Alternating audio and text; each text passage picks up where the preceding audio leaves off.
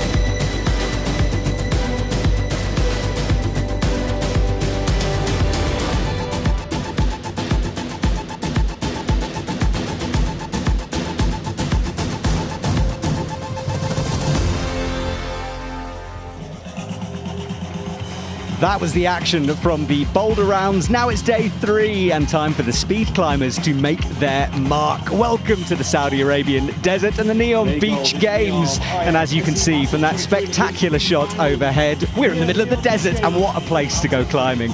My name's Matt Groom. I'm joined by Michael Finn Henry in the commentary box. Michael, you're a Canadian athlete. First of all, commiserations for not getting through to the finals. A tough round out there. But let's have a look at our start list before we chat to you. these are the men and women who have made it through. And Michael, no surprises here, so a strong field on display. Yeah, and it's been amazing. I think that this finals is sort of exactly what we're expecting in terms of some of the best athletes in the world competing here. And so it's really exciting to watch them compete. Yeah, and you were telling me some interesting things about world records just now. For sure. So the one notable person that's missing is Alexandra from Poland. She's the current world record holder and kind of dominant in speed climbing so far. And she wasn't able to make it out to this games because she's training for the Olympics right now. And so that was important for her. All right, well, there might be world records in hand for the women, but we're going to get straight into the action right away with Patricia Colli on the right of your screen. And on the left, Dezak Madre from Indonesia. And what a first race to start things off with. Incredible. Yeah, for sure. And Indonesia here is dominant. So you can see in lane A, that typically means that you're in the first position in the race. So you're the favorite to win. So if you're on the left side of the screen, that means that you're the most likely to win. So Indonesia here will be the one to watch. Indeed. So Indonesia versus Italy. And if you're new to speed climbing, well, the rules are the simplest of all climbing sports. You start at the bottom, you finish at the top, you try not to fall off, and whoever does it quickest and beats their opponents will progress and move forward. So now the pressure starts to play as we will drop into silence in a couple of seconds while the athletes prepare and wait for the buzzers to go. You can see the projections on that speed wall just to add a bit of drama to proceedings, as if we need enough, with that backdrop there, as you can see, lit up under the night stars. Right, here we go. The athlete's turn. It's game time.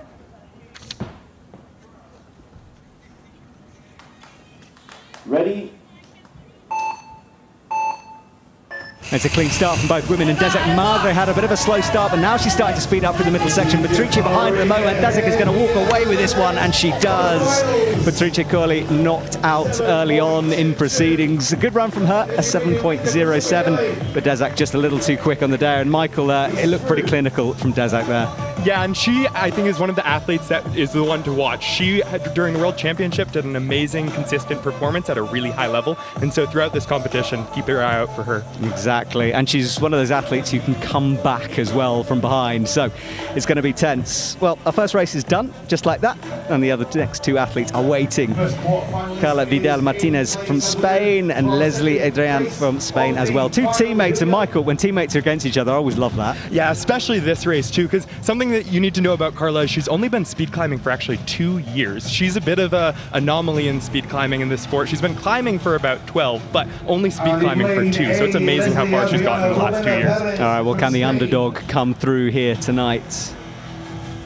And we wait with those amazing projections on the screen. There is Carla. So new to the sport and already making a big indent in it. But on the left, more experienced Leslie will be fighting her all the way. The two teammates, one of them will be knocked out, one of them will walk away into the next round. So the athlete's turn. They can have 2 hands on the first hold, 1 foot on that starting pad. That's the timer. Ready? And now they look up and wait for the buzzers. And it's a good start from both women. Explosive from Carla. Look at this from Carla, but Leslie is starting to come back at her, and it's getting closer. The top might be one in the air, and it is. Leslie takes it in the air. Incredible comeback from her. And by 1,000th of a second, too. Keep in mind how quickly that is. That is something that faster than the blink of an eye. It's amazing. Incredible. Well, Leslie makes it through. Awesome from her. And this is how savage speed climbing is, isn't it? You come all this way into the desert, you do all this preparation and work, and then the blink of an eye, it's gone. And it's amazing too, especially again for such a young athlete in the field. Carla's doing amazingly, and to have such a consistent performance, almost winning the race, is incredible. Well, congratulations to them. Next up, Natalia Kaluchka, the Polish legend on the left. She's going to be very hard to beat here tonight. Sofia Caristo from the USA, probably the underdog in this race, certainly in terms of experience. For sure, and I think Kaluchka has such an amazing experience, and actually, Sophie might be one of the youngest athletes here, I believe. She's only 17 years old, so definitely we'll see how the experience versus the rookie. Yeah, up-and-coming athlete again. And this is the joy of this competition, actually, that we get to see athletes we wouldn't normally do in a final, perhaps, and they get to show off their stuff right now. And remember, the world record is worth keeping an eye on as well. We'll let you know if that comes close, but it is 6.24 for the women. So once again, as per normal, right foot on the wall, left on the pad. Ready? Well, no full start, strong start, but it's neck and neck through the bottom of the wall. In the middle, though, Sophia is starting to pull back. It is going to be Natalia Kaluchka who takes it, as expected, but boy, she was pushed all the way then. And that's the thing, too, is in speed climbing, it is such a mental aspect. If you can push the athlete that you're against, there's a risk of them slipping. So even though Natalia was the favorite here, if Sophia can keep on pushing all the way to the top, then that puts pressure on Natalia. Yeah, we've seen it before in speed climbing. Anything can happen. An athlete slips near the top and they fall. That's it, they're done. So it's worth keeping in touch. All right, next race. Already we're rolling through this final. And another Kaluchka sister, Alexandra Kaluchka this time, Andrea Rojas from Ecuador on the right. Bronze medal in the Pan Ams, an incredible athlete. She walks out onto the stage. This is going to be a really tight race here. Ecuador versus Poland. These two athletes have been on the scene for a long time. They both know exactly what they're doing here, and it's just a case of concentrating, focusing, finding the flow. Lane A, Alexandra Kaluchka, Poland. And both of these athletes are so experienced. It will be exciting to see. I think we'll have a consistent performance from both of them, and we'll see who comes out on top. All right, well, here we go. Keeping the nerves down. It's all a mental game at this point as well. Kissing the bicep in the background. I love it. Look at the difference. Focus from Andrea there as she closes her eyes. Ready? Good start from both women, and it's close at the bottom. Andrea with a slight hesitation. Alexandra Kaluchka is starting to move away with this. She motors through the top. It is going to be Alexandra Kaluchka. Good time from Andrea, though, 7.910. Andrea will leave the competition. Alexandra Kaluchka moves forward to join her sister in the next round. And Michael, I mean, how often have we had those Kaluchka sisters race against each other? I mean, and it's amazing too, especially because they race against each other all the time in training. But you also, again, we're missing the top Polish climber, which is Alexandra Miroslav, and she wasn't able to come to this event. But I think that the Kaluchka sisters are nipping at her tail, and I think that will be exciting to see as Polish climbers really tend to be dominant. Absolutely, yeah. It's the Polish, the Indonesians, the Chinese athletes are very strong at this sport. All right, we move on to the next round. Sofia Bellassini from Italy, Rajia Salsabilia from Indonesia. And we were in Indonesia about a week and a half ago for the Olympic qualifier, so do go and check that out if you haven't already. That Olympic series is going on throughout next year as well as we try to find our Olympians. This event isn't an Olympic event. It's more of a Masters invite only. Prize money at stake, bragging rights, and possible world records on the line. And that's why I think a lot of athletes are really excited about this event, because it's an opportunity to really push at the world record that's not available in World Cups, because you need to focus on getting through the rounds of finals, and so you need to be a little bit more conservative with some of your runners. Oh, I can't wait for that. You're teasing us for this world record, but I think we might have to wait for the men's side, because there are some potential world record breakers in there. All right, these women turn. Sofia Bellassini on the right of your screen, Rajia Salsabilia on the left. Ready? Great start from both women as they power upwards. Rajia starting to pull ahead now as she nears the top of the wall. It is going to be hers, keeps it together, knocks out Sofia Bellassini. 8.56, not the perfect run for Sofia, but Rajia looking good as she moved through. And again, these Indonesians, they train for consistency. They do up to 40 runs in one day, in one session, which is incredible volume compared to some of the other athletes. So it's great to see that training pay off. I was trying to do the maths then, 40 times 15, but I couldn't in my head. It's many meters. Yes, it's certainly a very tall climb compared to a lot of other disciplines. Well, yeah, the dedication of the Indonesians is a bit legendary. They live in a hotel outside of Jakarta. They train together. They live together. It's an intense atmosphere. All right, Anna Brozek on the right, part of that big Polish team we're so used to seeing come through. Alveni on the left from Indonesia. Yeah, that Indonesian hotel training area is incredible. I've never been there myself, but I've heard the stories, I've seen the pictures, the amount of dedication. And it's truly similar to this village environment, actually. That's sort of the thing that everyone's comparing it to, is Indonesia. Their training center is very similar to the village that we've been living in while we've been in NEOM. Maybe less campfires. Certainly less campfires, but a pool. So the women turn, 2 hands on the holds. Ready? Good start from both of them. Anna Brozek, though, is slightly behind as we hit the middle mark. Alveni might take this. Oh, Anna Brozek slips and falls, which means Alvenik takes the victory there, and Michael, your head went back when you watched that fall. Talk us through it. Certainly. I mean, it's so painful when athletes fall in speed climbing. You need to constantly be pushing right at the edge of your personal performance, and in order to do that, you risk falling. And so it's certainly part of the sport, which makes it exciting. And we should explain it. You can slip, can't you, as long as you catch yourself? Yes, you can slip, and sometimes you'll see races where two athletes will slip, and whoever recovers the fastest will win. But usually a slip spells doom for the athlete, so yeah, not ideal. Certainly. And tell me a bit about, actually, ask you about the wall in a sec, because right now Piper Kelly is on. She is our latest, or one of our latest, but she will be a future Olympian. She won the Pan Ams in an incredible race, and she's against Mutia Nada Amanda, who is a fearsome competitor. So Piper, I mean, it's amazing to walk away with that ticket. Yeah, and I think that that was something that she was pushing for years at this point. She's been talking about it since almost it came out in 2019 when Paris was in the Olympics in 2019 and climbing was going to be included. So she was elated to have won. Yeah, Speed's got its own medals in 24, so these athletes really get to show off their true discipline, the one they're best at, and I, for one, cannot wait to see it at the Olympics. I'm so excited. Okay, the athletes are told to take their marks. Piper on the right, Mattia on the left of your screen. Ready? Clean start from both women. Nadia is slightly ahead though. Piper's struggling here. She needs to find something at the top. I don't think she's going to. Nadia Mattia Amanda takes it with a 7.3. Kelly Piper knocked out of the first round. And it was always going to be a tough one from her as she comes down back to the earth. Now, it's important to also watch when athletes put their foot on the wall without a hold, which is called smearing. Sometimes the smears will slide a little bit, and that for speed climbers is a huge loss in power, and it's very dependent on the temperature and the friction of the wall, and a lot of the athletes have been complaining that this wall is maybe not the highest friction wall, so important to watch some of the footwork there. I've heard this, I've heard people saying it's slippery, however, I've seen people do insane things on a slippery wall. And that's the thing, is the world record was broken several times over the last couple of years in the Salt Lake City World Cup, which is typically considered a pretty bad speed climbing wall in terms of friction, so it depends on the wall and it depends on the athlete. There we go. Well, anything can still happen on this, and I think we might have some world records tonight. We'll see. Right, Nurul Ikma on the left of your screen, Tamara Uzberyova on the right.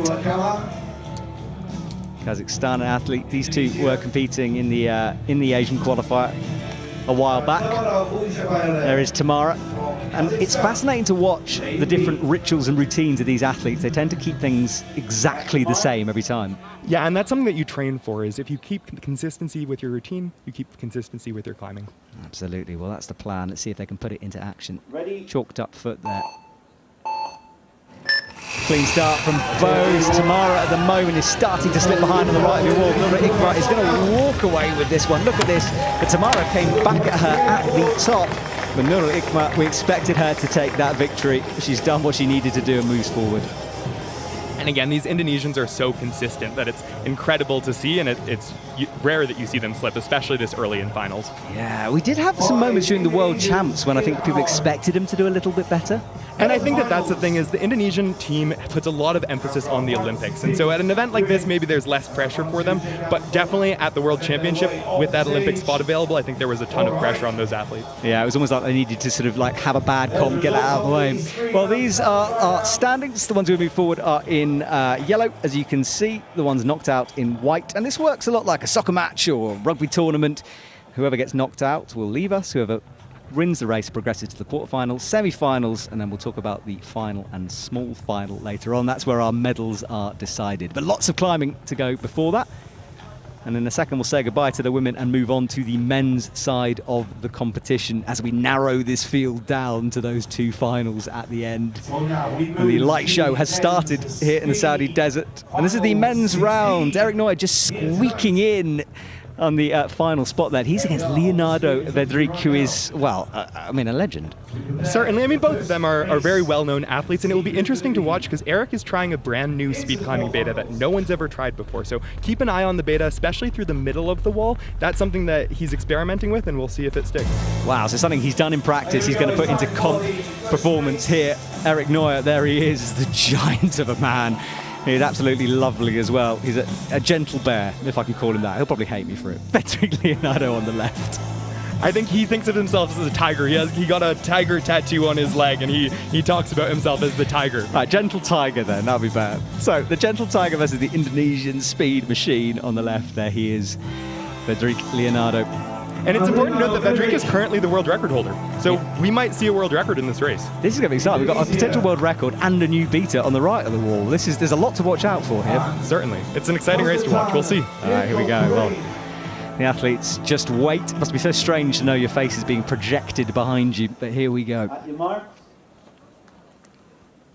So Eric Neuer from Spain, focused as he grabs the wall, and Federic Leonardo from Indonesia. Ready. Explosive start from both of them. No slips from Eric in the middle. And look, he's really in touch with this. Incredible from Eric Neuer, but Federic is going to take it with a 5.2. But a 5.63 from Eric was impressive stuff. And Michael, I don't know if you could spot it. It went so quick, but did he do the new beta? He did do the new beta, and it was interesting because he started to lose when he started the new beta, which makes it an interesting question of maybe that's not the right choice. Yeah, exactly. We'll have to debrief that with him. Eric Neuer has got big smiles on. And it's worth remembering that, of course, as brutal as this seems, these athletes have had an incredible time out here in the desert with some fantastic facilities. And look at that camaraderie between the two of them. I think speed climbers more than anyone are friends deep down. All right, next up, a man who is an absolute giant, Ludovico Fossali on the right of his screen, Zainal Aperin on the left. Ludo, I mean, I've watched him train a few times. It's incredible to see him. Again, he's one of those other athletes that really trains at a high volume. And so it's really impressive to see the consistency. And his training times are much slower than his competition times, which is always impressive because you'll see him getting 6-second times in training and then very low 5-second times in competition. So wow. We'll see. So he finds something a little bit extra out there. And he is also doing a new beta here, so it will be interesting to watch him and see how that works out for him. I love this. The athletes changing things up at the end of the season. Getting ready for next year, of course, and Ludo looks very relaxed there. All right, the athlete's turn. This is going to be a monster of a race. Ludovico Fossali puts his right foot on the wall, that left foot makes sure of the starting pad. Not strong start from both. Ludo slightly ahead in the middle, but now he's in the middle section of the wall. Coming up to the top, it might be Ludovico Fossali, and it is.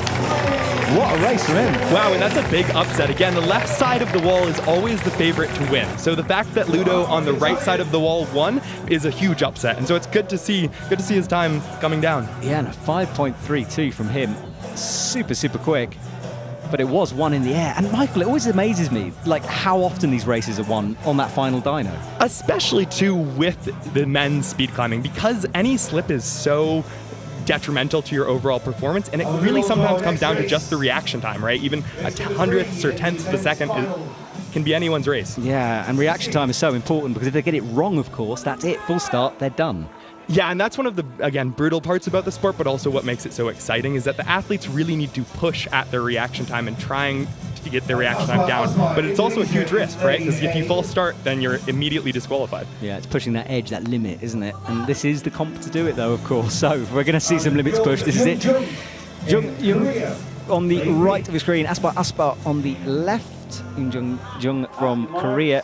And this Korean team has impressed me in terms of their speed climbing prowess. They're really coming on and one to watch for the future. All right, here we go. Ready. Explosive off the ground for Jung, but he slips down low. Aspar's going to run away with it. Look at the power, look at the clock. 5.40 and a slip from the Korean athlete. Unfortunate for him.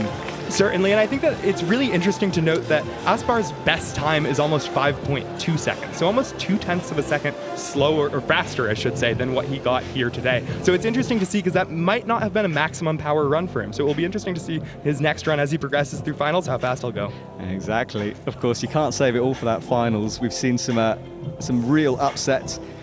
Remember Emma Hunt, am I talking about? Alexandra Kaluchka at the World Champs, her first slip, her first loss since 2013. So favourites might not be favourites. Right, we've got another future Olympian, Matteo Zelloni on the right. First time I've actually seen him compete since he got that ticket in Bern. There he is. And Amir Mayratov on the left-hand side.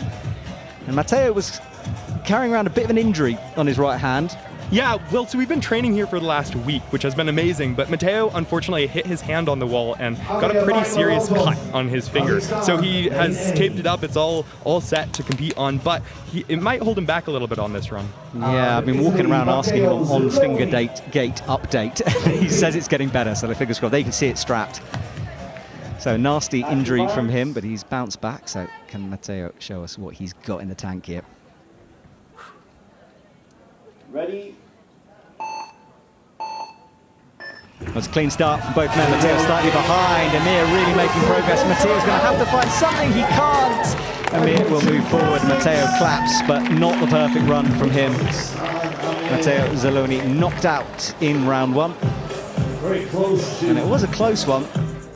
And it was interesting to see because Matteo suffered from a slip on the wall, on his smear again. And so it's interesting to see because some of the athletes have really been struggling with that. And I have to wonder how much, too, he was so focused on his finger and maybe any pain from that he lost focus on his feet. Yeah, anything kind of take you out of the zone, can't it? It's so difficult when that happens. Especially for speed climbing because if you have pain, if you have a finger injury, that is something that you're thinking about, and anything that you're thinking about can just be a distraction. Okay, well, look at routines here. Look at Sam Watson on the left, kick the wall. There it goes. He does that every single time.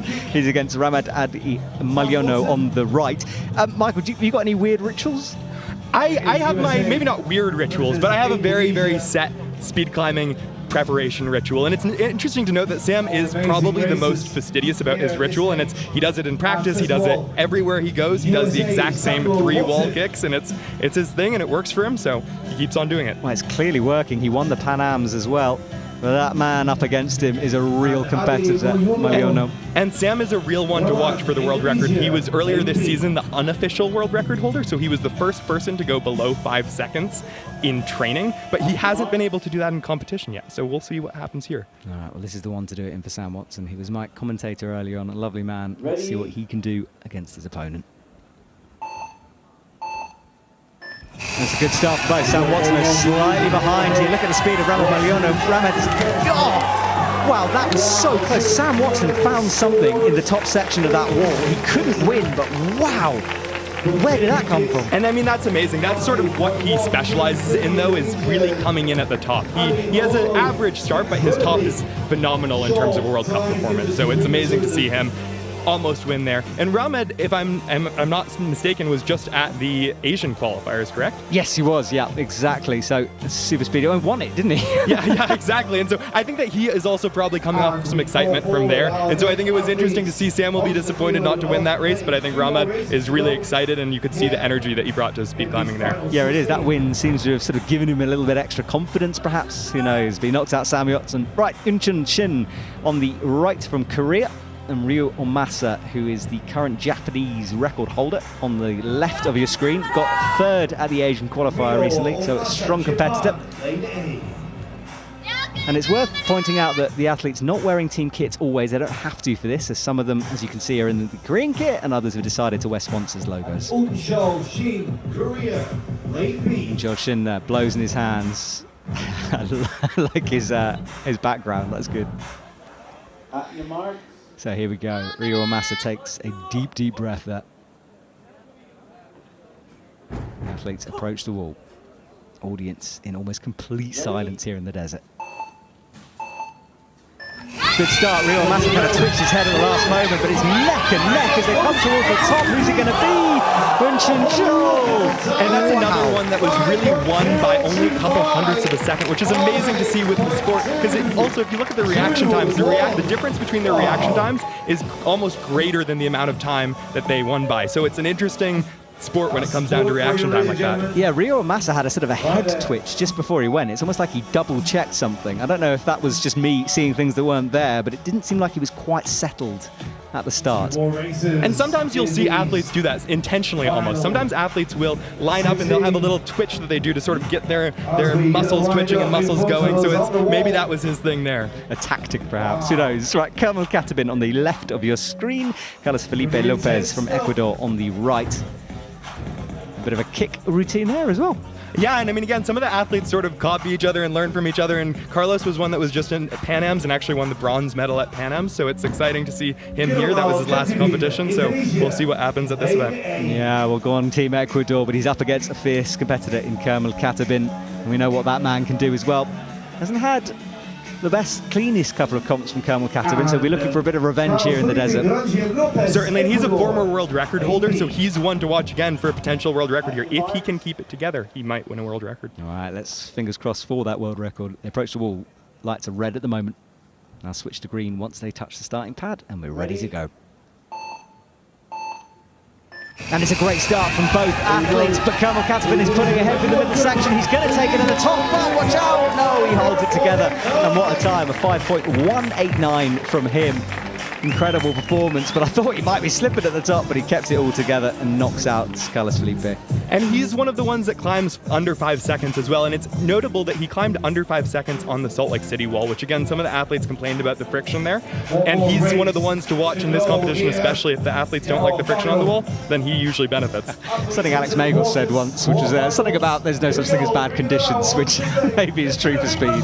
Certainly, and I think again, he broke the world record on a wall that was supposedly a bad condition, so you never know.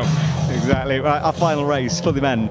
Alfian Mohamed on the left, Yaroslav Kach from Ukraine on the right. Yaroslav, the Ukraine record holder. He broke that in Bern. Got knocked out of the first race in Bern, but smashed his Ukraine record. And this is a man who is up and coming. Trust me. Keep an eye on Yaroslav Kach. Alfian Mohamed Farwi, Indonesia, lane A. And it's really important to note that, again, another Indonesian in this race. They are truly dominant in the speed climbing world, so it's exciting to see, and he's definitely going to be one to watch. Yeah, he's up against it, though.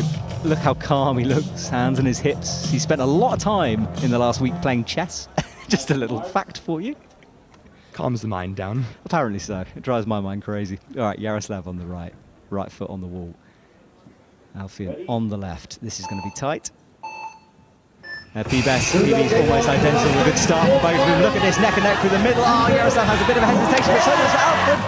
Alfian's lost that one on the top of the wall because Yaroslav definitely had a hesitation, a little bobble down low. And that's one of the ones to watch where sometimes the slip means doom, but other times the other athlete that you're racing also slips. And so you really can never stop pushing if you have a slip because it doesn't mean the end necessarily for the race. Yeah, we see some crazy comebacks as well over the years. So yeah, never give up.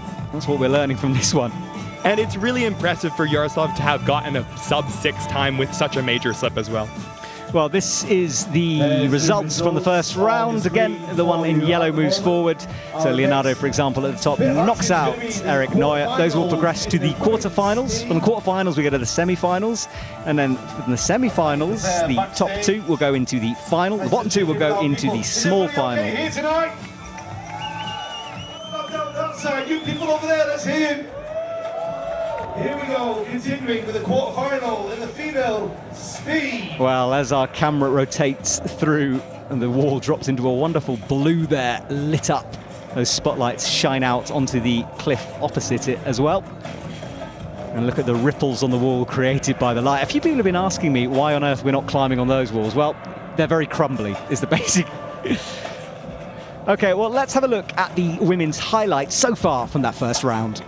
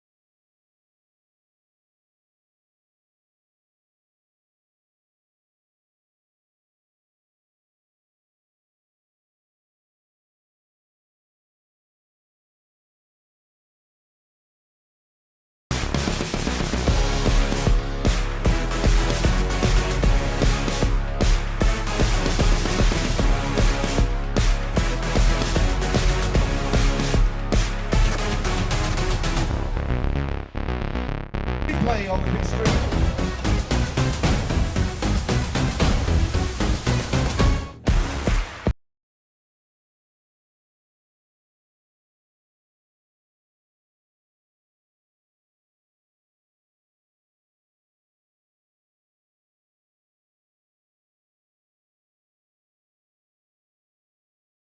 iconic. Well, there were some replays from earlier on, and let's have a look at our quarterfinals as we move on. Desek Madre into the quarterfinals. Leslie as well. After that, it's Mutia. She moves forwards. Alexandra Kaluchka, one of the two sisters, she's also through. Sorry, Natalia Kaluchka before that. Raja Salsabilia, she's in. And then we have Kajian after that, and Nadia, and followed by Nura Ikma. They are the ones moving through to the quarterfinals. And we're having a little bit of a pause in proceedings because the athletes have put in an appeal. Sam Watson has appealed against his start, so we're waiting for confirmation on what goes on with that. But while we wait for that appeal to go through, let's have a look at the highlights from the men's first round, shall we?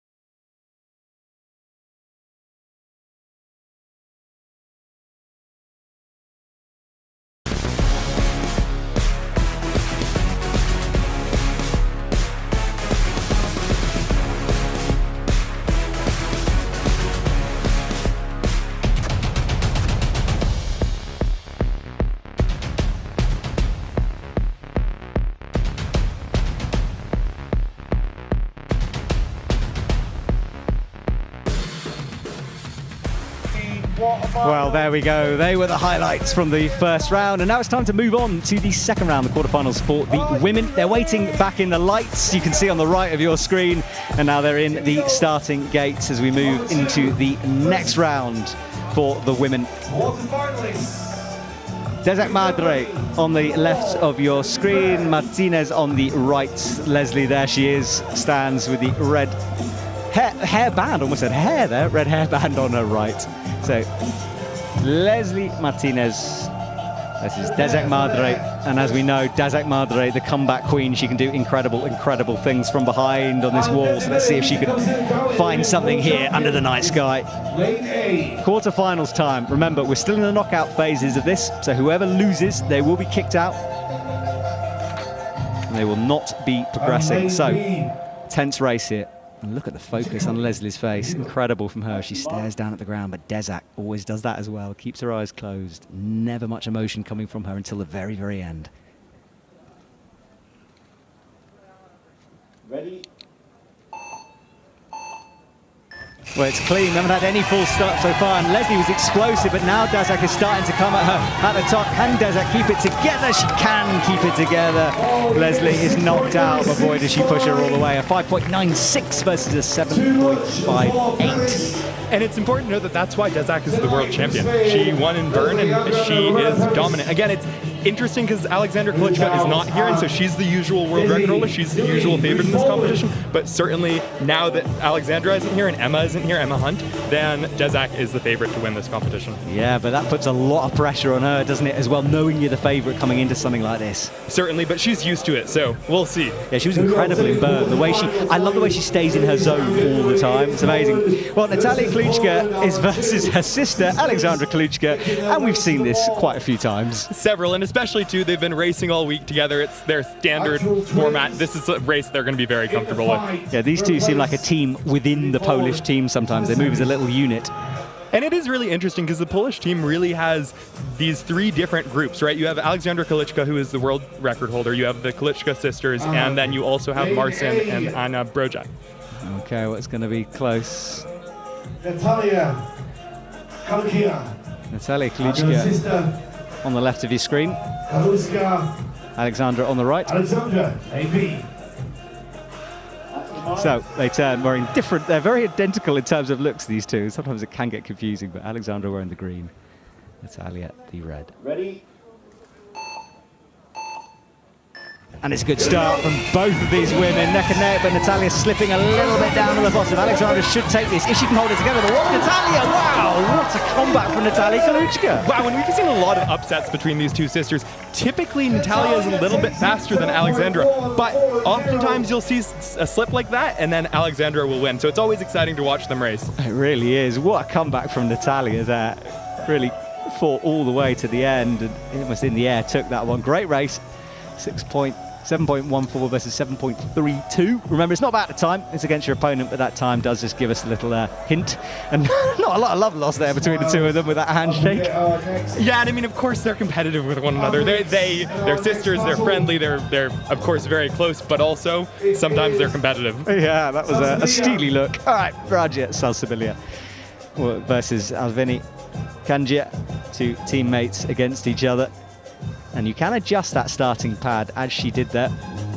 And it's always interesting to watch how athletes choose to adjust their starting pad. Some of them use their feet to measure it, the exact distance from the wall, because it is standardized. So it really depends. Some athletes choose to just feel it out. Depends on the athlete. I didn't know that. So you literally measure it with your feet? Yeah, so some athletes, you'll watch them, they'll put their foot on the ground a certain distance away from the wall that is pretty standardized for them, and that's how they choose where to put their foot pad. Well, there we go. Learned something here tonight. Thank you. All right, so here we go. The athletes approach the wall as normal. Rajia just makes sure of that left foot. Now settles. That's a good start from both. Rajia slightly slow, but now she's starting to pull it back with a little bit of hesitation from her. Who's going to take it? I think it's going to be Rajia. It is going to be Rajia. Alveni is knocked out of the competition. Again, these two teammates fighting against each other. And it is important to note how consistently these Indonesian athletes train against each other. In Indonesia, they have a 4-lane speed wall, so it's 4 lanes of speed climbing, and typically they run all 4 lanes at once. So they're really used to racing in these big, high-pressure competitions. Did you see the relay speed race? It was so exciting to watch. It's always exciting when the IFSC brings in new, different formats of climbing, and so it was exciting to watch this relay speed climbing, which was a new discipline for us. Certainly unique. All right, Mutia, Nadia, Amanda on the left. Nurla Ikma on the right. And this is the final race of this quarterfinal before we move to the semi-finals. For the women, of course, we have the men's round to come after this as well. DJ ramping things up here, a bit of tension in the stadium as we get closer and closer towards that final. And it's really interesting to watch Nadia chalk her shoes. Some athletes do that, some athletes don't. It's really a preference thing, but it's interesting to see how this will affect her smear. Yeah, I want to talk more about that in a second. It's something that always fascinates me. So we'll talk about that after this race, because it's something that you don't see in any other side of it. But what a spectacle for climbing this is. Look at that wall. Spectacular here in the desert. So both athletes take center stage, all eyes on them. And it's good from both of them, but it's going to be close here. They're neck and neck through the middle. It's going to be one in the top, but one of them, I can't call this. Who's going to take it? It's going to be Nadia. Nadia Mutia Amanda takes that. Nurla Ikma knocked out. A bit of a surprise, but good work from Amanda. So talk to me about shoe chalking. Why on earth do they do that? Yes, certainly it's a controversial thing. Some athletes love it, some athletes hate it. Also, some athletes chalk footholds as well, which is, again, a very controversial thing. But it's something that some athletes like to get a little bit of the moisture off of their shoe. And so it's not moist here in the desert, but sometimes that little bit of chalk helps in European Cups especially, where maybe it's a little bit more moist. But it's, again, a routine thing. If athletes have their routine, they do it every time, even if you're in the desert. There we go. Well, thank you for telling us that, because, yeah, it's something you do not see in boulder and lead competitions. That. Well, we'll wait for some confirmation of the results as we spin overhead once more. The athletes all sleeping in tents on the left of your screen. And that tenting area is really quite special. It's glamping in the extreme, though, isn't it? Certainly, and they've also set up outdoor climbing for us as well, where it's all catered. They bring food to the outdoor climbing wall as well as benches, so it's amazing. It's certainly been a glamping experience. It has, yeah. They took us into the desert today. We're just as well waiting for this appeal that we talked about earlier. Sam Watson is appealed his start, so the judges will be backstage watching video evidence, trying to work out exactly what happened and if there is something. And appeals are not something we see too often in speed. No, speed climbing is very standardized in terms of the format, standardized in terms of the start procedure, so it is very rare that you see appeals, but especially Sam really has a big focus on his start routine, and so any little thing that gets in the way of that can be appealed, and I'm sure that's what happened. All right, well, that's what Sam's going through, but meanwhile, the athletes that we can see on screen, this is what they've been doing in their off moments. Ping pong table, of course, in action.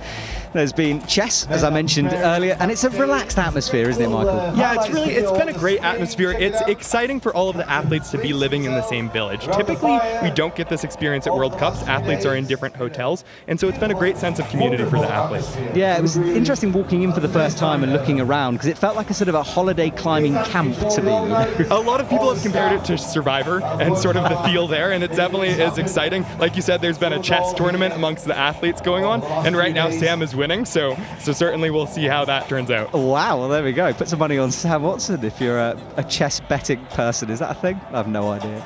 But let's talk about conditions here a little bit, because obviously in the desert you'd think it would be very hot, and yet this evening, for example, it's chilly.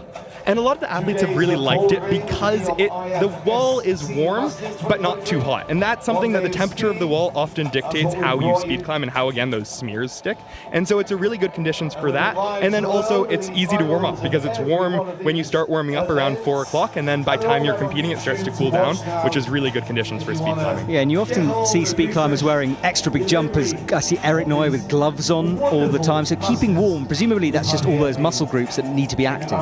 Exactly. And because speed climbing is such an explosive sport, you really have to be almost perfectly warmed up in order to do it. And so it's really exciting to sort of watch how different athletes tend to stay warm. Yeah, keeping warm is important, and the warm-up routine for speed climbers is amazing. They're running around backstage. It's very different from a Boulder and lead. Well, while we wait for this appeal, we're going to check out the highlights from the women's quarterfinals.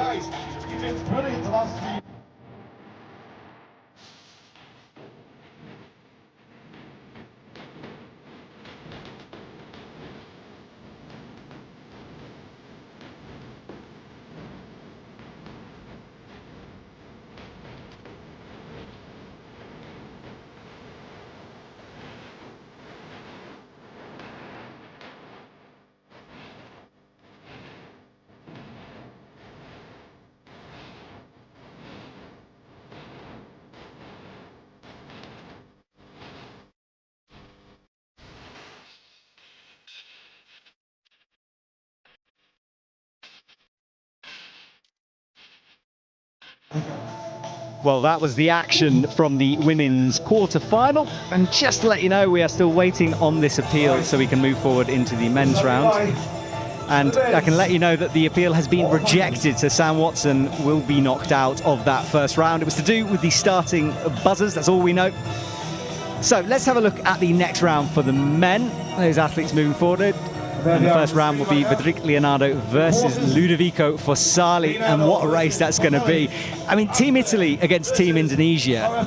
Italy's so strong at the moment. It is a tale as old as time, and you can see there's an Indonesian athlete in almost every single race, so they are really dominant. But then again, you have the world champion in speed climbing right now, Matteo, who unfortunately was knocked out earlier, but he's from Italy. You have Ludovico Fossali, who is a world champion threat. He's made podium at the World Championships multiple times, and so it's exciting to see. Exactly. We know how quick he can be on his day. So the walls turn red just to hype things up a little bit more, and we are ready for our next round for the men. Vedrik Leonardo against Ludovico Fossali. And here we go. The lights blind us on stage, illuminating things for the athletes as they walk over to their starting positions. The men have had a little bit of a wait to get to this stage, and that's something that might have affected a few of them, so it's going to be interesting.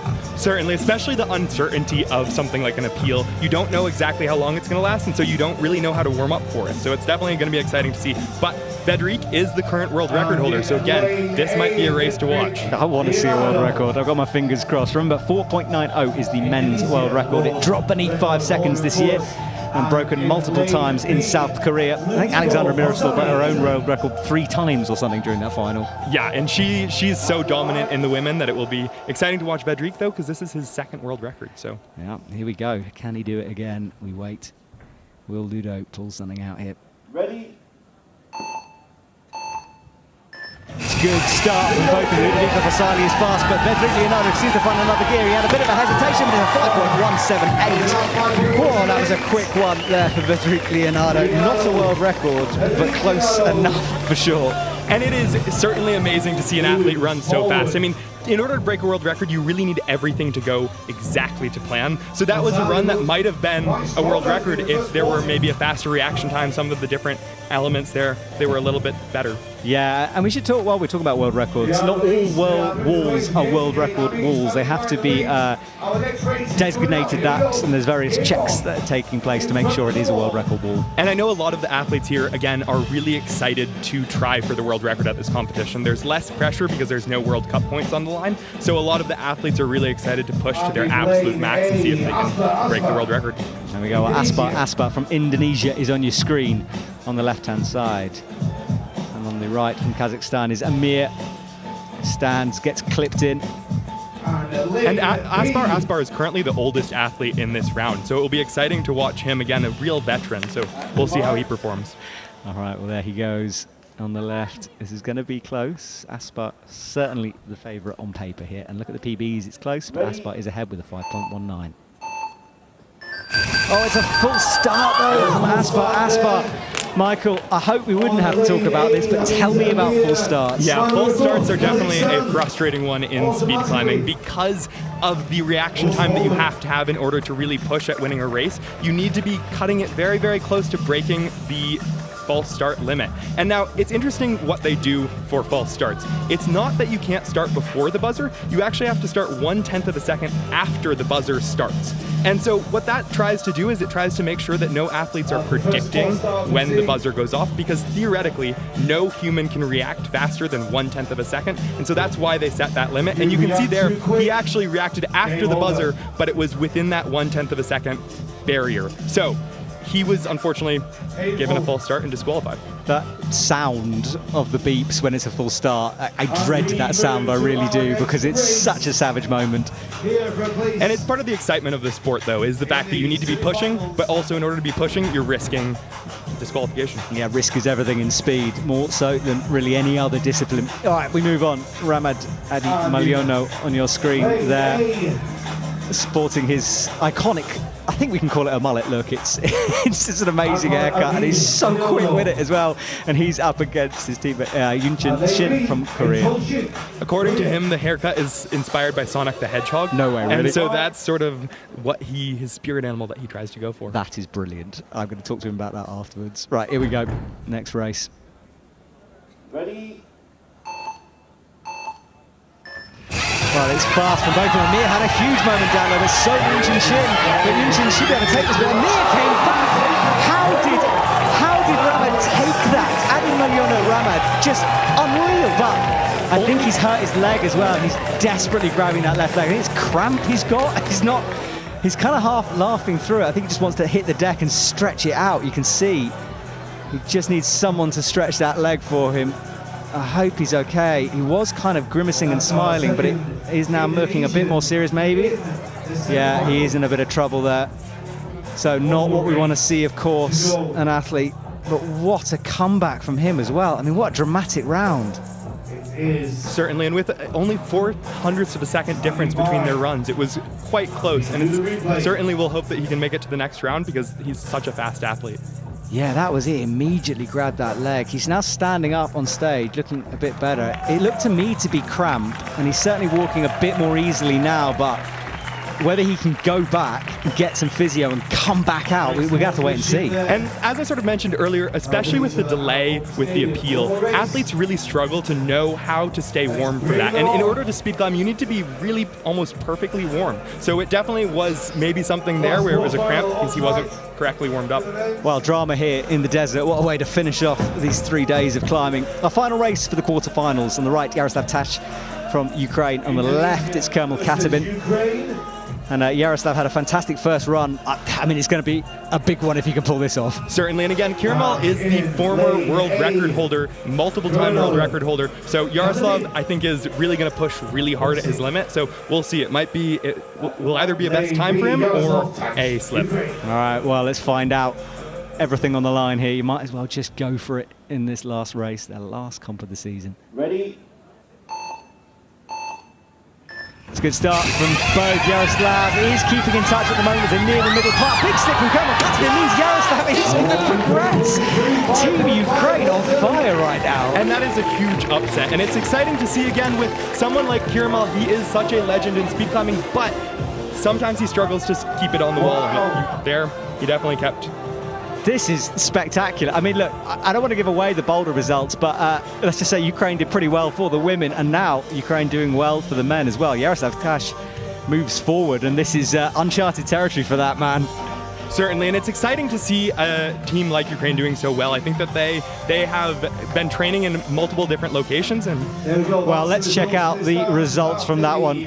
So what an incredible quarter-final round as we go down. Remember, we're waiting for Adi Maliono to see if he's okay. He grabbed down by his calf muscle. Hopefully it's just crab. He can go back, stretch it out, have a banana, whatever you do for that, and sort himself out for it. But we worry about him. And a full start, that FS from Asbar. Asbar means he was knocked out. That's why there isn't a time for the Kazakhstani athlete. So that's, I tell you what, this is a very, very exciting way to finish things off here. Incredible. That's the quarterfinals done. Semi-finals, and from here on, those athletes won't be completely knocked out. So in the semi-finals, one of them will move forward to the final, one the small final, and the small final is the race for bronze. So 4th place in bronze. And Michael, that is it's a harsh race. You walk away with a medal or nothing.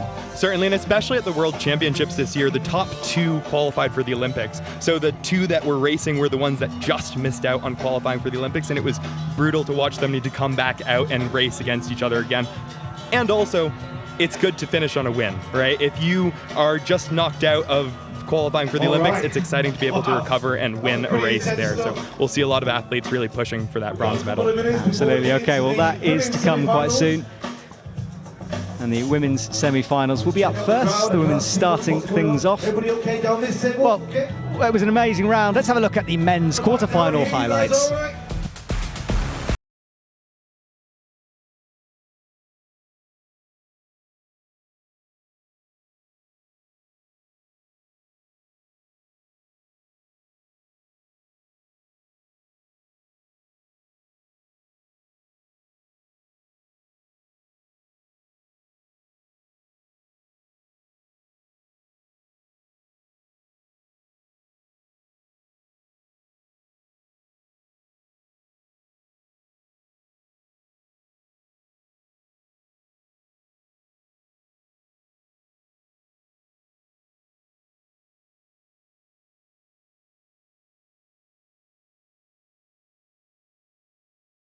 Well, despair, euphoria and pain there in the quarterfinals. We hope that he's okay.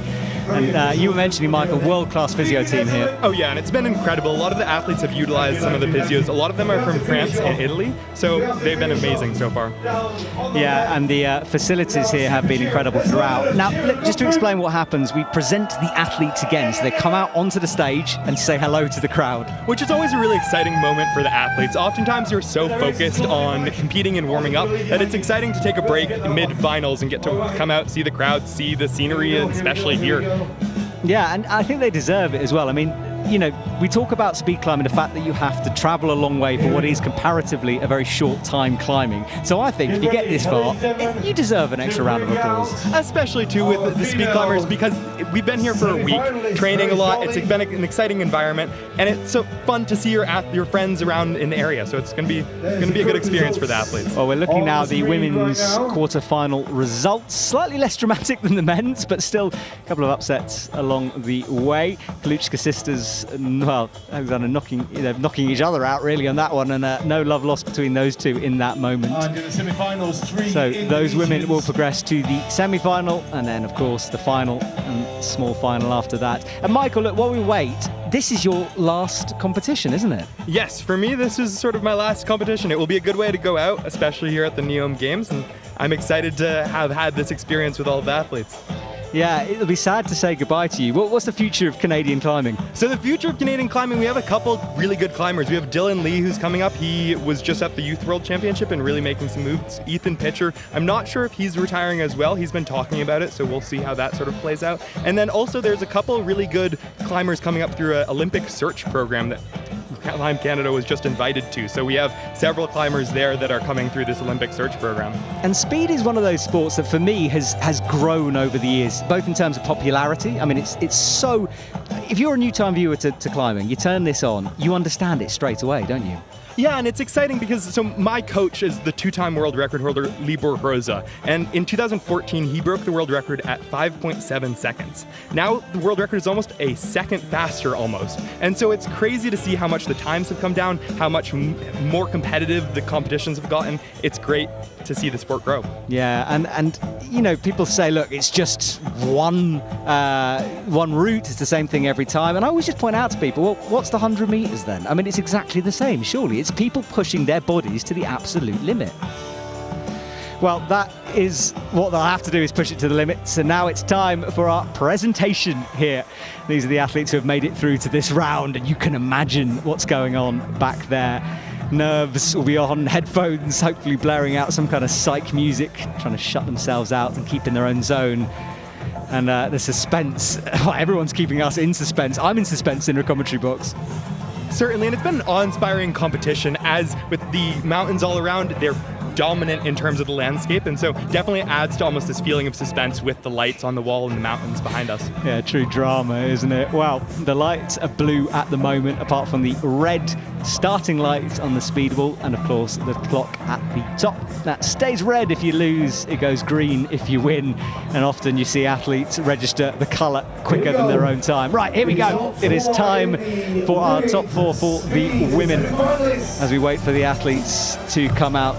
Desek Madre from Indonesia, the world champion, and that look on her face, I guarantee, will not change unless she wins, and then we might see a smile. She's so good at staying focused and in her zone. And she was the only athlete to go sub-7 in the last round, so it's exciting to watch her.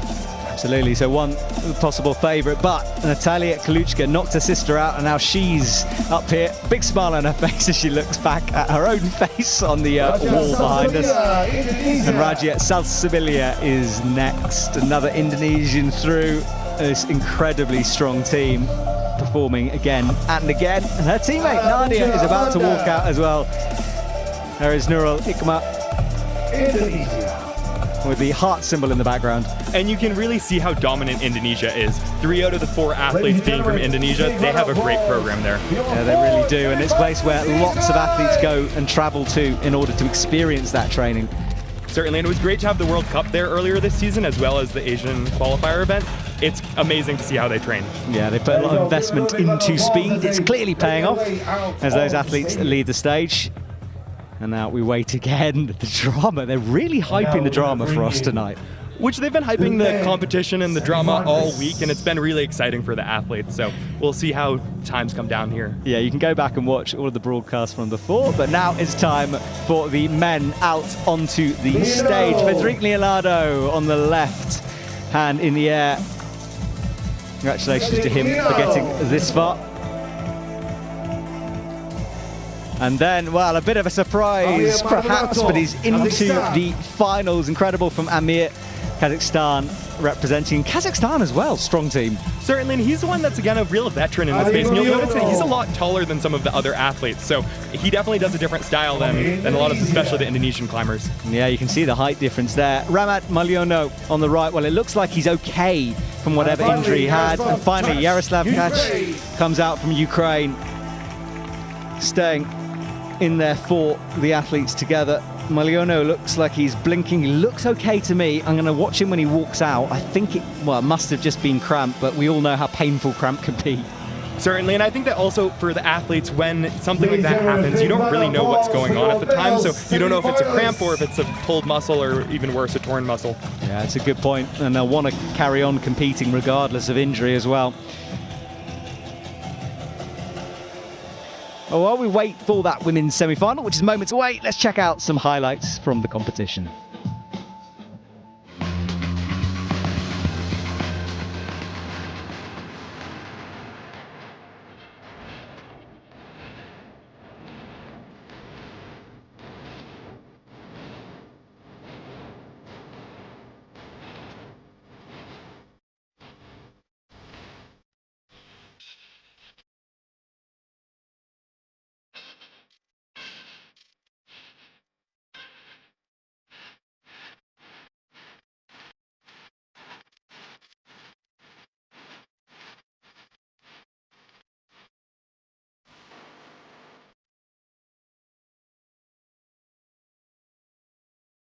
Well, those were the races, that was the action, and now we are ready almost for our semi-finals. Remember, at this stage, although the winner will progress, the loser is not knocked out.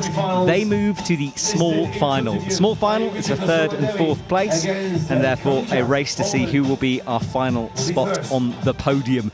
That's the wall, 15 meters and slightly overhanging.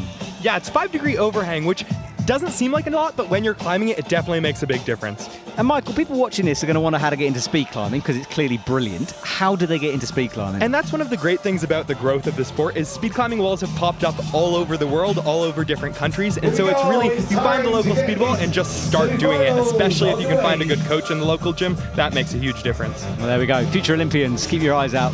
Going to a speed wall. Right, Dezak Madre on the left of your screen. Natalia Klička on the right. The only non-Indonesian athlete left in this women's final.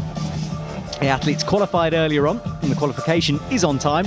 And they have 2 races each, and the best time will progress them forward. But we forget about that for the finals. The clock is important, but it's not as important as beating your opponent, and that is what Dezak Madre, the world champion, will try to do to Natalia Klička now. Natalia looking relaxed as she has done all competition. And Dezak, well, we never know quite what's going through her mind, but pure focus. So here we go. We're about to get underway. Which one of these women will make it through to the finals? One of these could be a gold medalist. Ready. Well, it's a good start from both, and it's very close. Dezak Madre had a bit of a moment. Natalia Klička isn't going to get this unless she can get something incredible. No, Natalia Klička at the very, very top stops and slips. Unfortunate from her. So Natalia Klička knocked out, and Dezak Madre will move forward into the final. So we knew she'd be good. She's the world champion, and she's proved it once again. And I mean, that's why she's world champion, because she is so consistent and consistently fast too. And that's something that's so important about speed climbing. It's not just who can put down the fastest time, it's who can put down the most consistent fast time. Yeah, I think that's a really good point actually, because there's no point sort of spiking, because if you just spike once, you need to be performing at every single round of this. There's a saying in speed climbing that you need to be able to finish the speed climb 4 times in a row in order to win the competition. And that's surprisingly hard at these fast paces that people are climbing at. Exactly. Remember, the athletes aren't really looking at their feet or hands. They're just relying on instinct, muscle memory. Right, Rajia Salsabilia, there she is on your screen. She will be on the left. Her teammate, Nurul Ikma, on the right. The 2 athletes, different routines. Nurul just kicking. Nurul Ikma is a bit of a dancer, but we're looking now as Rajia very calm. But yeah, on the right there, Nurul was dancing her way to the front of the stage there. She always tries to keep loose. I'm actually dancing in the commentary box to try and demonstrate that. And you'll see a lot of athletes in the warm-up area actually dancing. That is a pretty common way for speed climbers to stay warm. It's fun, keeps the energy up. It's a good way to stay warm. Why not? All right, well, they turn. The games are done now. This is the final race for the women's semi-final. Athletes take their positions, cleaning off the shoes, making sure there's no dust, nothing to make them slip. It's good from both. Nud is slightly ahead at the moment. Rajia Salsabilia, though, is going to do well as she hits the top. It is going to be Rajia Salsabilia. Awesome from her. Nadia knocked out. And Rajia will move forward. And it's important to note that Rajia just matched her personal best time, which is something that's really exciting for athletes as you continue to try and push what's possible in the sport. And so it's exciting to see her match her personal best. Wow, well, Nada, of course, she won't be leaving us. She will move forward to the small final. But it will be Rajia versus Dezak for the final. So can't wait for that. The athletes leave the stage. Big smile on her face there as she goes. In fact, big smile on both their faces. Wow, what a round. We check the results. Dezak Madre moving forward, beating Klička number 2 out there, and then Rajia Salsabilia versus Nadia there for the round. So, the women's are done in terms of the knockout rounds. They wait now for the final and small final, and we will flip over to the men's side of things as we get ready here.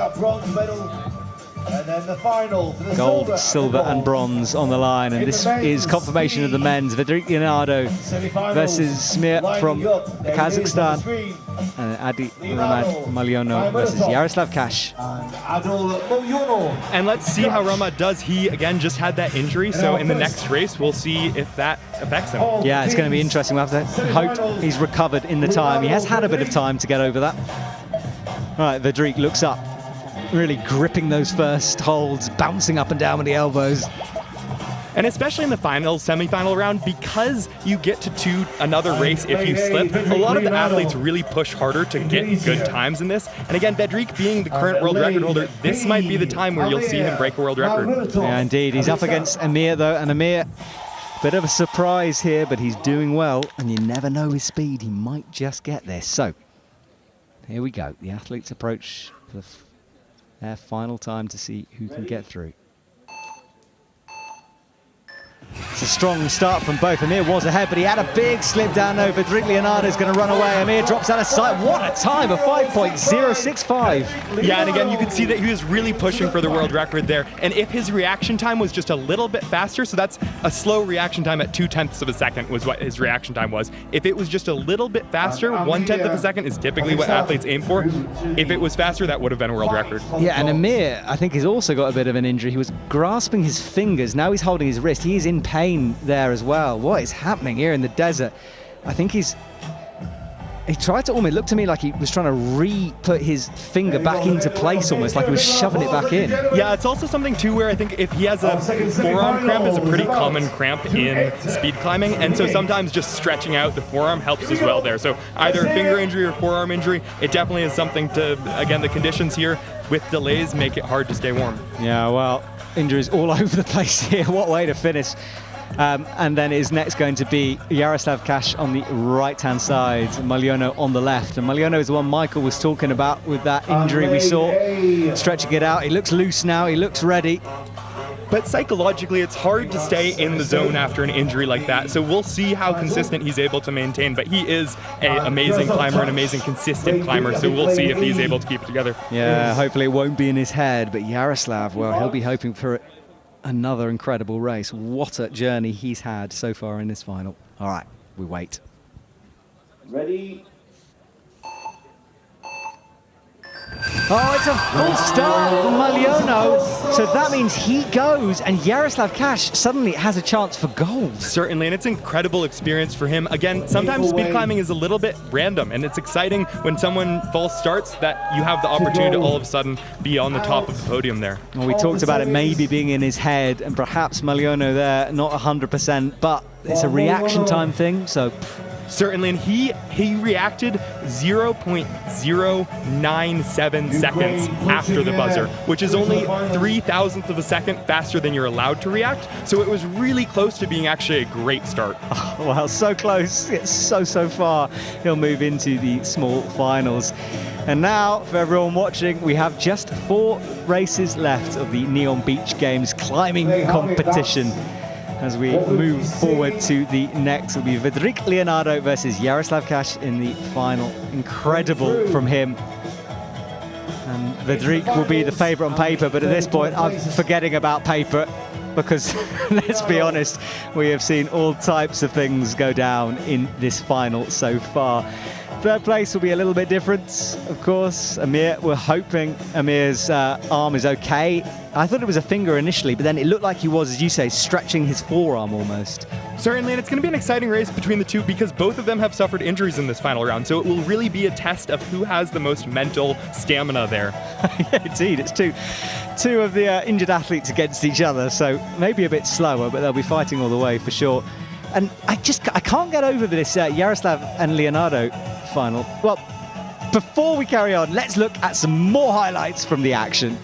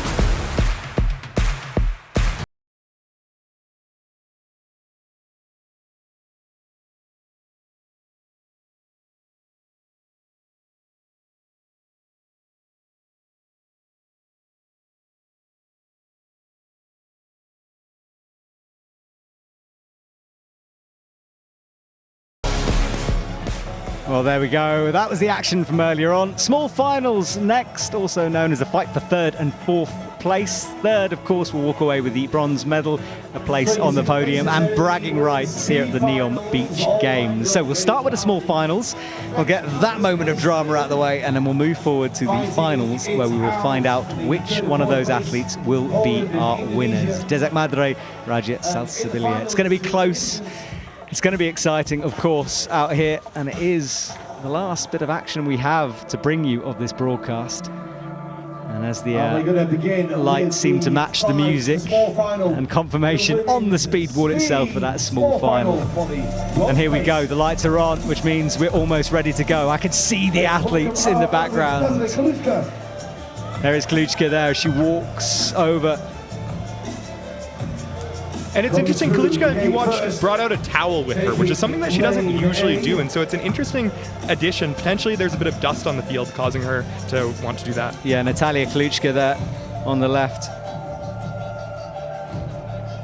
Yeah, so Natalia Kluchka on the left of your screen will be up against the tough opponent, Nadia.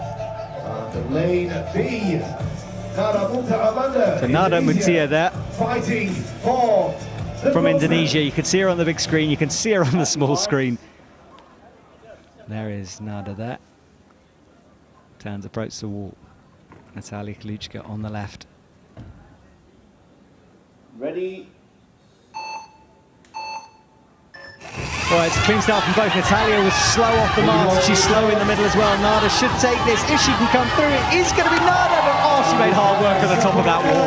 And you can see again, one of the few sub-7 times we've seen tonight, and so that really makes a big difference. And it actually is her personal best. If you look on the screen there, that is a personal best from Nadia, which is exciting to see. But interesting note that Natalia was very slow off of the buzzer, almost 0.3 of a second reaction time, which is the average human reaction time, but for speed climbers, that's almost an unacceptable reaction time in competition. Oh, you could see what it did to her. She was so slow for the beginning of that section, but then Nada made hard work at the top. Natalia really coming back at her. Certainly, and you have to wonder if maybe something was in her head, if there was a distraction that happened behind the wall or when she came out that might have thrown her start off. All right, well, that's the women's small final done. We'll flip over once more to the men's small final, and the two injury-ridden athletes will be against each other. And it looks like Amir's finger is all right. Still shaking it out, though, that right hand, so it's probably not 100%. Certainly, you have to wonder if both of these athletes have suffered from cramps. What might be causing that? I wonder if it's the temperatures. Again, these huge temperature fluctuations in the desert might be something that's messing with the athletes' warm-ups. Yeah, it's true. I mean, they're out there in shorts, sleeveless t-shirts. It might be cold, so that'll be interesting. It might just be one of those things as well, but whatever, they will put that to one side. Pain is not an option for these athletes. They won't care about that. I've seen speed climbers with horrendous injuries. And it's funny.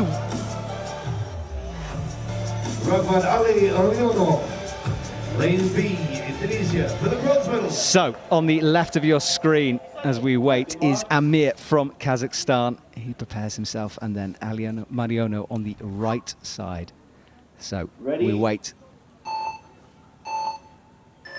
And it's clean from both. Amir at the moment is behind. There is going to be Mariano, who that injury isn't really doing anything to stop him, and he does take it. Amir actually misses the pad at the top.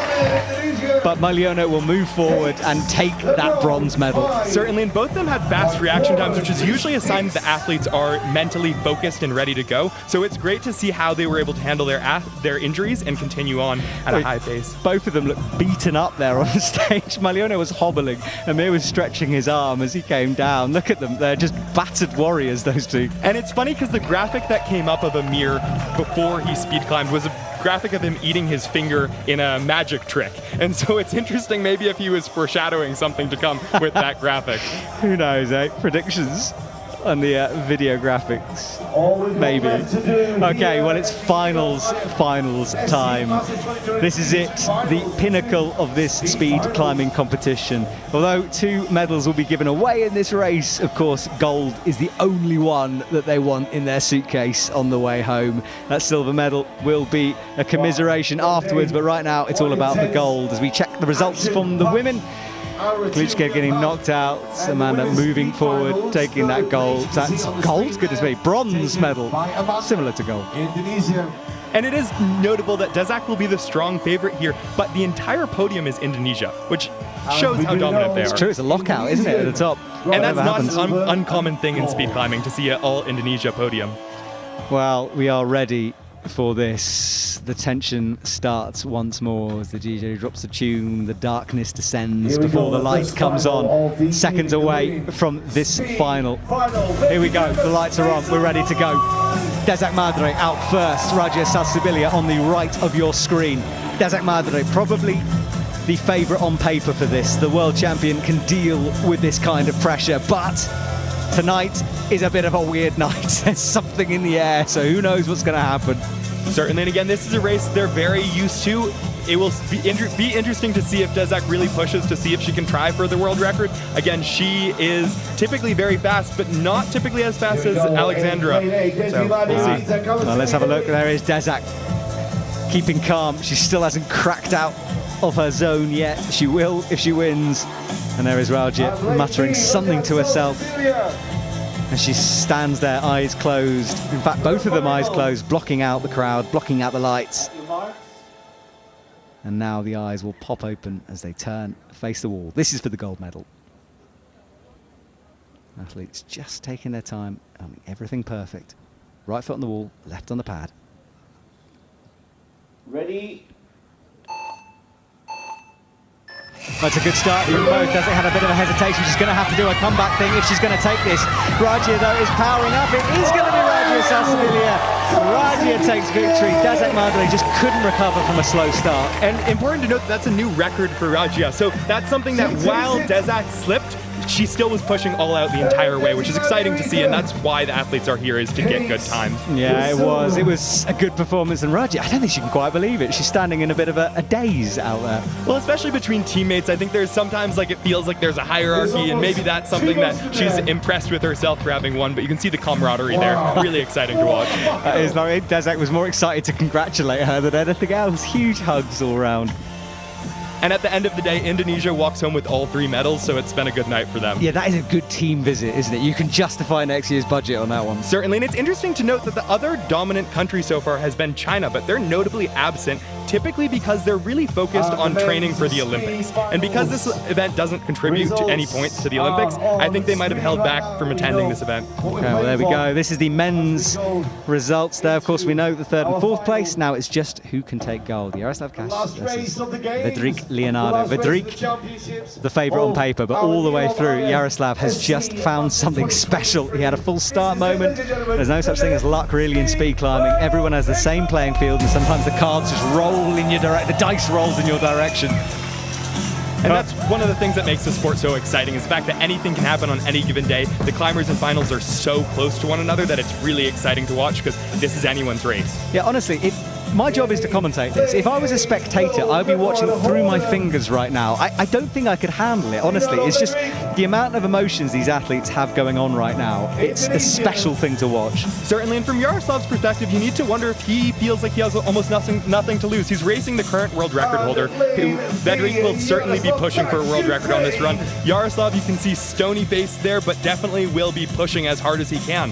How does Yaroslav keep this together? Your marks. He knows that in the next under 6 seconds, he might walk away with the gold medal, but Vedrik, the favourite.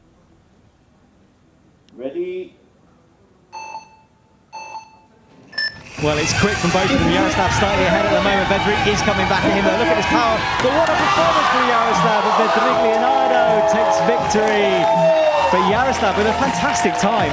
Yeah, and truly a great time for him. Only a tenth of a second off his world record, or his personal record, I should say. And then same thing with Vedrik, only a tenth of a second off the world record, and it was truly in the reaction time that he missed out. If he had reacted just a little bit faster, it would have been a world record for him. Incredible. Well, the two athletes greet each other, and I tell you what, Yaroslav is going to be over the moon about that one. And Vedrik Leonardo, though, huge smile on his face as he leaves the stage.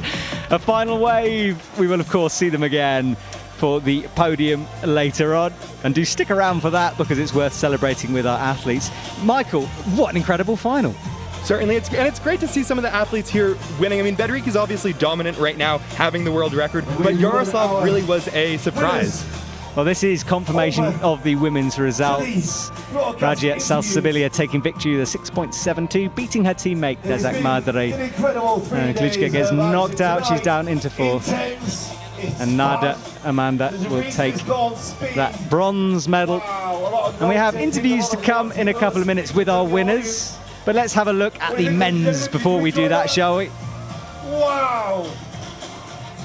So, your winners, Bedřich Leonardo, fantastic, close to the world record with a 5.077. Jaroslav Kaš will be proud of himself, 5.347. What a time from him. And then Amir in third place, incredible, and Adi Maliono after that. Well, what a round. Certainly, and it's exciting to see again Jaroslav doing so well. He's surprised here. I believe this is his first podium, so it's a great experience for him, I'm sure. Yeah, it really is. And we saw the emotions from Team Ukraine the other night, and it is worth remembering what that team go through just to be here. Not a place you can train in your home country, and a lot of those athletes displaced. Well, let's throw down to Fraser with the women's winner. Rajia, many congratulations. Just how happy are you feeling right now? I'm very happy tonight because I can it's hard to put the emotions in. Yeah. So to have performed as well as you did, how pleasing was that? How happy with you with the way you climbed tonight?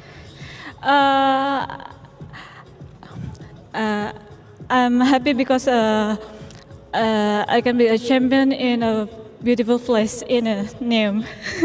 And how did it feel to win against your great teammate as well, Desak? Yeah, I'm very happy because my team good. Everyone did so well? Yeah, well, good rest today. Congratulations. Go and celebrate and enjoy the gold medal. Ladies and gentlemen, your women's champion. Thank you. Thank you so much. Well, congratulations to her. So emotional. It's hard to process those feelings, especially when someone shoves a microphone in your face, but incredible from her. Awesome for her to walk away with the gold medal, and what a way to finish the season. I mean, that's what it's all about, isn't it? This kind of a finishing on a high. Certainly, and that's the fun part about this event, is that because there are no World Cup points on the board for this is something that the athletes really can push themselves, and it's really a celebration of everyone getting fast times at this event. And so everyone's been training together and having fun. All right, well, we found the winner of the men's. Let's go down to them. Bedřich, congratulations. How happy are you feeling right now? Thank you very much. I'm very happy tonight. Like, I do my best, and thank you for everybody comes here. We a lot of fun here, and I'm enjoying the competition. Thank you very much from Saudi Arabia. Everybody was expecting you to do well in this competition, but coming here to a new venue, did that add some extra pressure for you? No, there's no pressure. Like, I'm just happy in here because I believe I can do best in this year.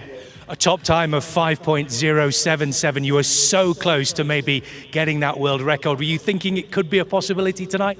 Yeah, it's possible, but yeah, I do my best. 5.0 is okay for me. Thank you. And everybody seems to have really enjoyed themselves here in NEOM. What memories will you take away from this competition here? I'm puzzled. You've enjoyed it. Congratulations, well done. Ladies and gents, your men's speed climbing champion. Well done, Bedřich. Thank you very much. Well, congratulations to Bedřich. While we wait for the podiums, let's watch all of the action that we see this evening in some highlights.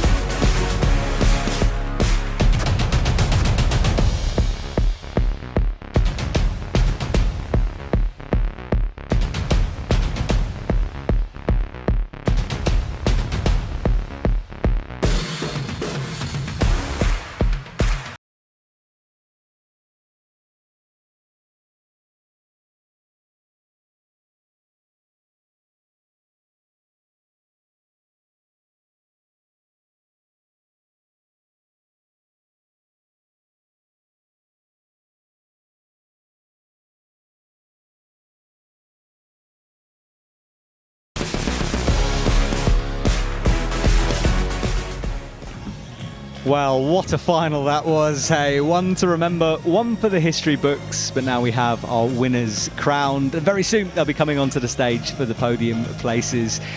And I've been joined all afternoon, all evening I should say, by Michael here from Team Canada. So Michael, what's next for you? Where are you headed off to? So yeah, next for me, I'm retiring from speed climbing and moving on to a PhD at Harvard in mechanical engineering, which will be a lot of fun. So wow, looking forward to that. I'm very impressed. Thank you. To me, it's climbing is like an engineering problem, and so I love sort of the engineering aspect that you can apply to speed climbing. I've been working with a group out of Austria that has an AI computer vision software where you take a video of speed climbing and it gives you all of the data with actionable recommendations. When that happens, please send it to me. Yeah, well, I've been sharing it with a lot of the athletes, and it's been the talk of the camp so far. So it's exciting to see sort of speed climbing move into this new generation of data-driven approaches. Absolutely, and with a sport with margins as fine as they are in speed climbing, I think we're going to need technology to kind of catch up with the sport. Certainly, and that's the fun part about it too, is there's a lot of marginal speed climbing, but sometimes you'll see big steps with beta in different sequences, and that makes a big difference. Okay, well, we're going to cross the I's and dot the T's the other way around, I should say, as we check out the men's results. This is the final results of them all. Yaroslav Kash just knocked out. What a time from him, 5.347, and then Vedrik Leonardo, 5.077. And Adi Miliono taking the victory there, the third place. Amir knocked out into fourth. That is all the results from this evening. Those 16 athletes whittled down, and of course we did have the qualifier earlier on, so if you have watched this and you want to see more speed climbing action, well, you can go and check out the qualifying process. The athletes having 2 runs, and they're getting the clock on that one, so you take the best of the 2 times, and that best time progresses forward. So that was earlier on this afternoon, and before that, well, the last couple of days have been brilliant, haven't they? We've had Boulder for the men and women. And before we go on to the podium, the women's results, the final confirmation. Raja Sansabilia, what a performance from her against her teammate Desak Madre. Gold for Raja, and then Kaluchka, she has to settle for 4th place. Nada taking the 3rd place, the bronze medal for her for the women's side of things. These athletes have been through a lot over the last couple of days, practicing in the desert heat, and what an amazing venue it is. I mean, look at NEOM.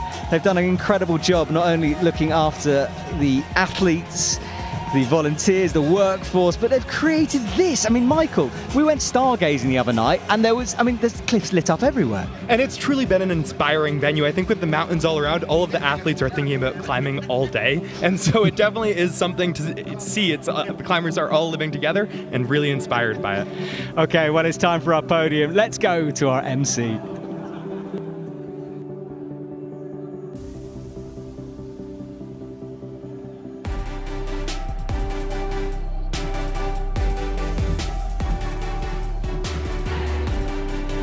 Ladies and gentlemen, a very good evening. It's time for the medal ceremonies for the NEOM IFSC Masters 2023. And we start the medal ceremony for the women's. Please welcome the medalists for the NEOM IFSC Masters 2023 Women's Speed Competition.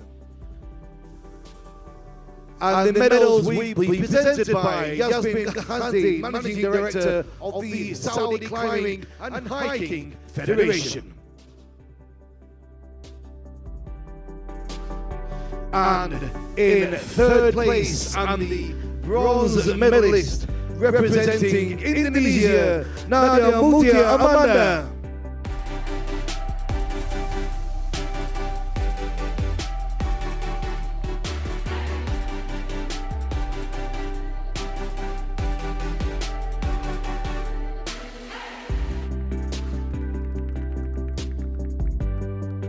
And the silver medalist, 2nd place, representing Indonesia, Desik Madi Muta Kasuni Deswi.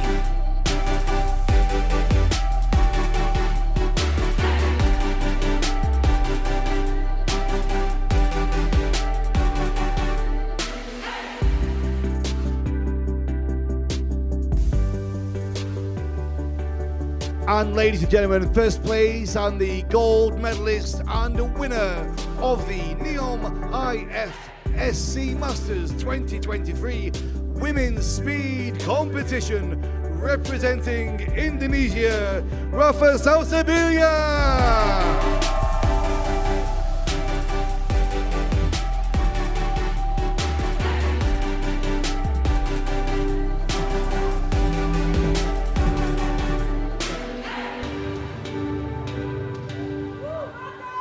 Ladies and gentlemen, please rise for the national anthem of Indonesia.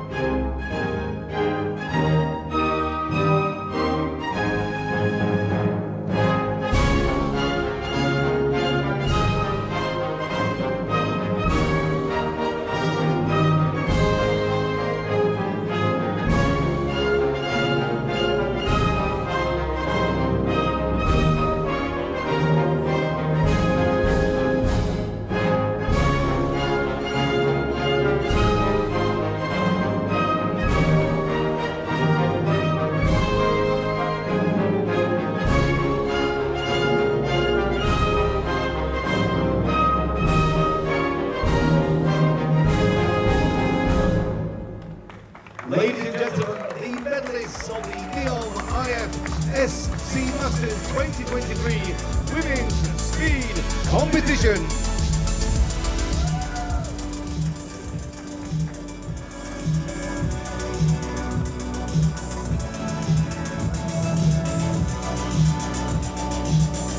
Well, congratulations to those podium finishers. Awesome scenes, those very weighty-looking medals hanging around their neck.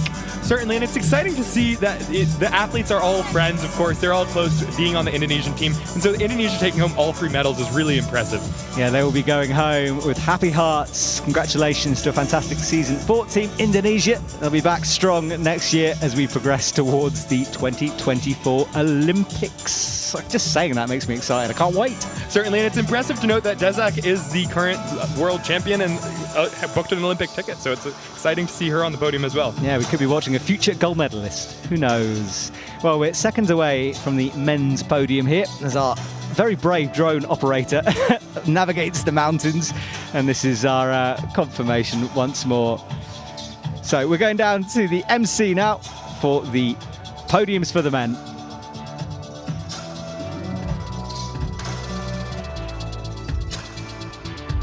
Ladies and gentlemen, the medal ceremony for the NEOM IFSC Masters 2023 continues. Please welcome the medalists for the NEOM IFSC Masters 2023 Men's Speed Competition.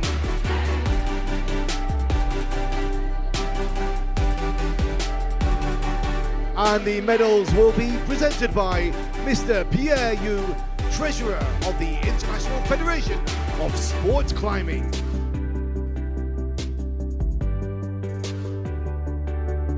And in third place, and the bronze medalist representing Indonesia, it is Mohamed Aido Mulyono.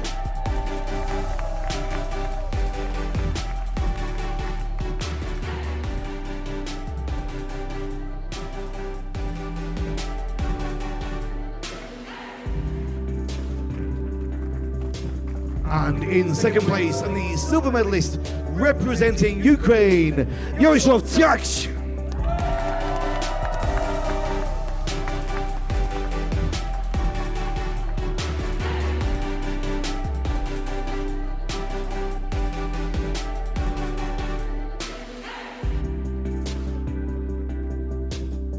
and the first place and gold medalist and winner of the NEOM IFSC Masters 2023 Men's Speed Competition, representing Indonesia, Frederick Leonardo.